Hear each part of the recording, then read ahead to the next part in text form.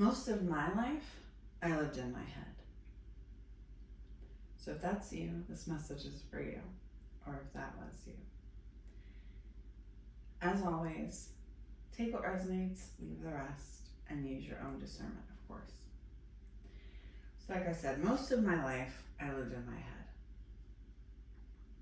I mean, I would create entire scenarios, conversations that never happened, arguments that might happen. You guys know what I mean. Have you ever even been like in the shower and you're having a whole argument in your head of like how you think it's gonna happen?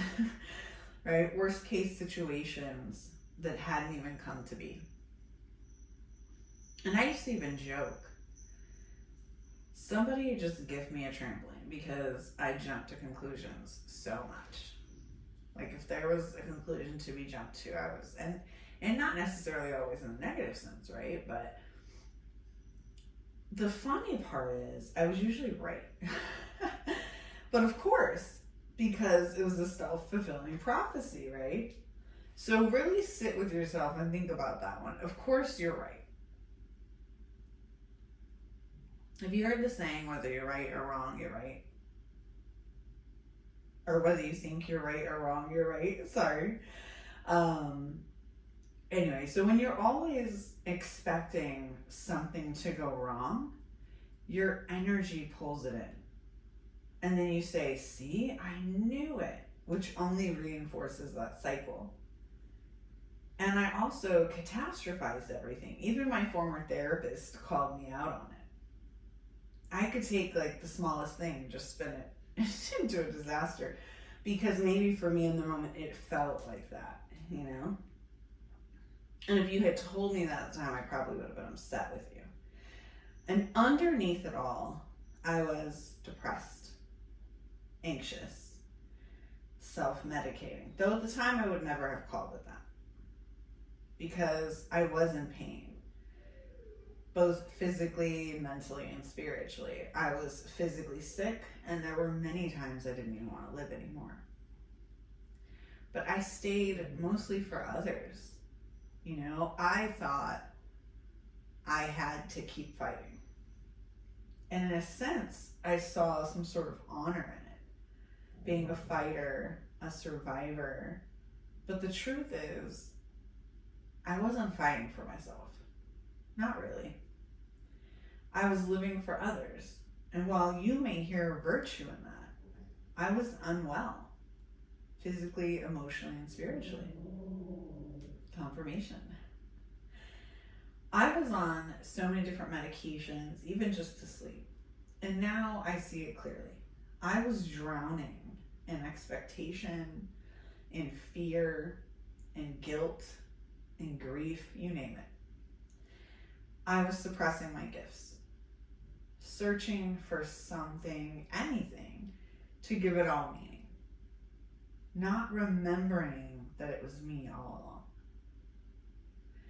And the truth I finally discovered is that there's a big difference between overthinking and deep thinking.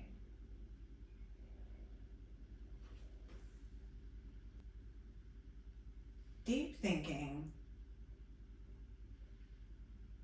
is different, okay? Overthinking is fear-based. It loops. It's heavy, it's draining, it's controlling, right? It tries to solve problems that don't even exist yet. Really think about that for a moment. You are sitting there day in and day out, because I know you are, trying to solve problems that don't even exist.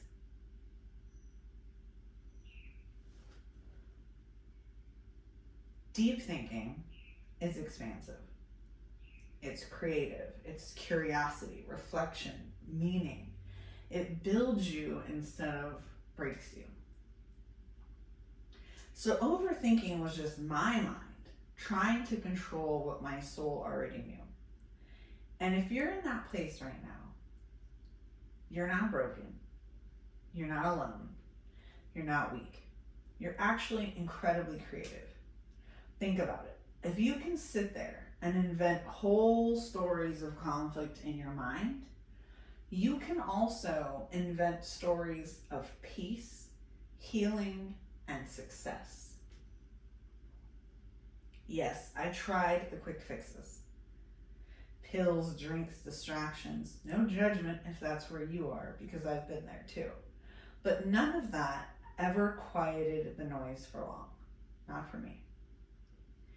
The only thing that worked was doing the inner work. And I know it's probably not what you want to hear, because I know I didn't. What that means really, because when I first heard it, I was like, what is this inner work? What does it even mean? And it's becoming aware, naming it when it happens, letting thoughts pass instead of grabbing them and holding on tight, choosing trust over control. And when I started practicing that, everything shifted for me. My reality changed. I felt lighter, calmer, clearer. My creativity started working for me instead of against me. Now, I'm not going to pretend that this was some instant epiphany and, it was all rainbows and butterflies after that. And I'm not going to pretend I don't still have moments. That's inevitable here on earth. But now, I know I'm okay. I'm safe. I'm enough. And maybe you need to hear that too. It is okay. You are okay. You can let go. When I look back, as we humans say, right? I can give that girl the love and support she needed all along. And she'll always be a part of me. She is me, and she is you, and everyone who has ever felt that way. So the next time you feel a random warmth, I hope you remember this and know that it's me sending you a hug. And I want to give you a simple tool that you can use anytime you catch yourself overthinking. And this is what helped me a lot. Catch it. Breathe. Redirect. What I mean is, when that thought pops up, when you notice what you're doing, the fact that you notice it is key. That's the beginning of everything, right? Catch it. Take one deep breath and then redirect your energy to the version of the story you actually want to create.